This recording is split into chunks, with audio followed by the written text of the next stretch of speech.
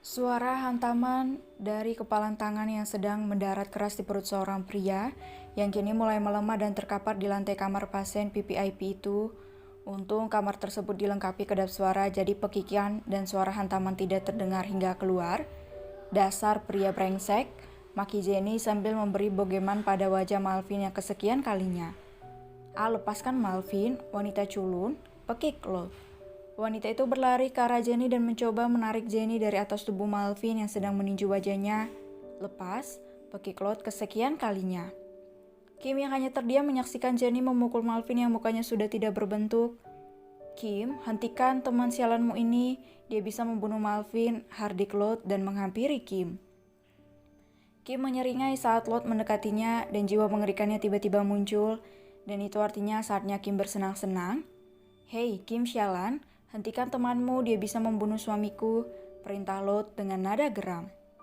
Kim melangkah sedikit demi sedikit ke arah Lot dan jangan lupa senyum tipis Kim yang sanggup menyeramkan. Apa yang kau inginkan, menjauhlah, pinta Lot yang sedang memundurkan tubuhnya dengan wajah tegang. Kim meraih rambut Lot saat sudah berada di depannya dan menariknya kasar ke kursi yang berada di samping ranjang. Sakit sialan, hardik Lot tepat di depan wajah Kim. Kim menghempaskan kasar tubuh Lot di kursi tersebut dan mendaratkan satu tamparan yang sangat kuat yang membuat pipi Lot lecet dan sudut bibirnya mengeluarkan darah. Plak, wajah Lot menoleh ke samping. Ketika tamparan keras dan kuat itu mendarat cantik di pipinya. Keluh Lot karena rasa sakit tamparan dan juga tiba-tiba kepalanya menjadi pening. Sakit Kim, sialan. Ringisnya saat rambut pirangnya ditarik kasar oleh Kim, sehingga kepalanya mendongak dan tidak membuat umpatan berhenti keluar dari mulut Lot. Jenny menjeda pukulannya kepada Malvin yang mulai melemah. Wanita yang dikatai culun tapi sangat mengerikan itu mendongak ke arah Kim yang sedang menyiksa Lot. Kim memberi kode kepada Jenny melalui lirikan matanya ke arah ranjang. Jenny yang mengerti itu pun meraih kedua sisi bawah lengan Malvin dan menyeret tubuh lemah pria itu. Jenny mengangkat tubuh tinggi Malvin ke atas ranjang pasien dan menghempaskannya dengan kasar. Lirik Malvin di tengah kesadarannya. Dasar pria brengsek, badannya berat sekali, gerutu Jenny sambil menepuk-nepuk tangannya. Ikat, perintah Kim dingin. Jenny pun mengangguk dan menerima tali yang dilemparkan Kim padanya. Lalu wanita itu mengikat kedua sisi tangan Malvin di sandaran ranjang dan kaki panjangnya juga tidak luput dari cengkraman tali. Dan kini tubuh lemah Malvin sudah terbaring di ranjang pasien dengan tangan dan kaki terikat di masing-masing sisi ranjang. Jenny berjalan ke arah pintu dan mengunci pintu kamar VVIP itu. Jenny merasa kali ini kegilaan Kim tidak bisa dihentikan. Kim tersenyum miring dan terkakah mengerikan. Kim meraih benda tajam mengkilat dari saku belakang celananya. Dan setelah itu Kim membalut tangannya dengan sarung tangan. Kim menelisik benda itu di depan wajah Lot yang sudah memucat. Apa yang akan kau lakukan, Kim? Cicit Lot dengan suara gemetar. Bermain? Kau tahu benda ini memang kecil, tapi mampu membuatmu terluka dan memotong sesuatu. Sekali? Ucap Kim berganti, teriak Lot saat benda kecil dan tajam itu menggores pipi Lot. Kim langsung membekam mulut Lot dengan gumpalan kain yang diberikan Jenny saat wanita itu berteriak. Kini Lot hanya mampu menggeleng memohon dengan derai air mata yang bercampur keringat dingin. Hei, kau kenapa? Aku baru mulai sobat, dan aku rasa kau memiliki banyak keberanian dan tidak sama sekali memiliki rasa takut atau jerah sedikit pun. Dan lihatlah, bukankah luka di lehermu belum hilang, tapi kau sudah membuatku ingin melukaimu lagi. Katakan jalang di bagian mana lagi aku harus melukai kulitmu. Apa di sini, atau di sini? Kim menyusuri seluruh kulit wajah Lot dengan benda tajam itu hingga berakhir goresan di pipi Lot lagi. Wanita itu hanya mampu berteriak dalam dekapan kain yang terdapat di mulutnya. Air mata kesakitan dan ketakutan sudah membanjiri wajah pucatnya. Malvin membelikkan biji matanya saat melihat kengerian istrinya itu. Di balik sifat lembut istrinya ternyata tersimpan sisi mengerikan. Sayang, lirik Malvin gugup, mengalihkan pandangan dingin dan mengerikan itu padanya. Kim tersenyum manis yang membuatnya terlihat menggemaskan. Tapi siapa yang menyangka senyuman itu adalah petaka buat pria yang terbaring dengan kedua kaki dan tangannya terikat kuat. "Sayang, apa yang akan kau lakukan padaku?" Malvin bertanya dengan suara lemah dan kesakitan. "Bermain denganmu, suamiku sayang. Bukankah kau mengatakan aku jalang? Jadi hari ini aku akan melayanimu dan aku akan memberimu sesuatu yang tidak akan pernah kau lupakan, Hani." Kim mendekat dan berbisik di telinga Malvin dengan benda tajam yang menari-nari di daerah perut kotak-kotak Malvin. "Ah,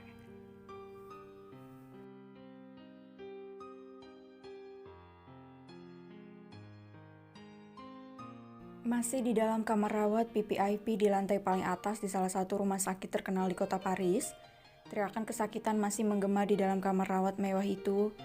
Lord hanya bisa menangis dalam dekapan kain sambil mencoba meronta. Wajahnya tiba-tiba pias saat benda yang ada di tangan Kim bermain di atas tubuh kekar Malvin. Sementara Jenny berdiri diam di dekat pintu balkon. Dia mengabaikan teriakan tertahan Lord sambil menatapnya, seakan meminta untuk menghentikan Kim. Kali ini Jenny hanya bisa diam sambil menyaksikan kegilaan sahabatnya itu. Malvin menatap nanar wajah Kim yang berada tepat di atasnya. Wajah memohon dan teduh itu mencoba menghibah kepada Kim agar menghentikan perbuatan gila Kim. Sesekali Malvin mengeram tertahan saat benda tajam itu menggores kulit di dada pinang dan kerasnya. "Sayang," lirihnya dengan nada kesakitan. "Hentikan sayang," pintanya dengan wajah teduh yang biasa ia gunakan apabila meminta sesuatu kepada Kim dan istrinya itu akan lulus seketika. "Cih," Kim berdeci muak di depan wajah Malvin. "Kemana tadi sifat sombong dan aroganmu, Malvin Abraham? Bukankah tadi mulutmu ini begitu mudah menghinaku?" Kim menyusuri wajah Malvin dengan benda kecil dan tajam di tangannya dan berhenti di tepi mulut Malvin. Hentikan Kim," desis Malvin saat benda itu melukai sudut bibirnya dan terlihat seperti luka robek. "Ayolah, Malvin ini masih permulaan sayang," saut Kim dengan senyum kecil yang sangat menakutkan.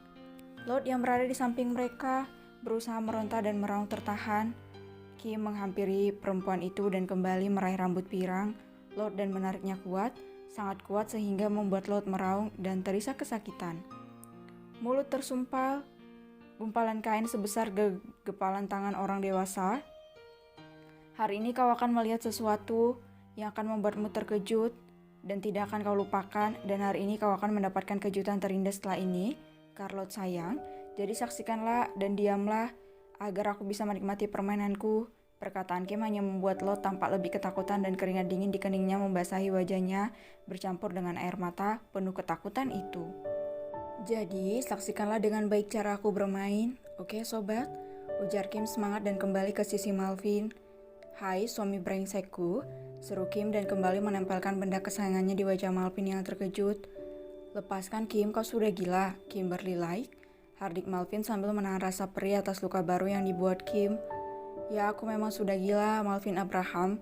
Ini semua karenamu, karena pengkhianatan yang kau lakukan padaku selama kita bersama. Aku pikir kau tulus mencintaiku, tapi ternyata kau hanya terobsesi padaku dan hanya ingin memilikiku untuk menjadi boneka pajanganmu yang tidak pernah kau anggap."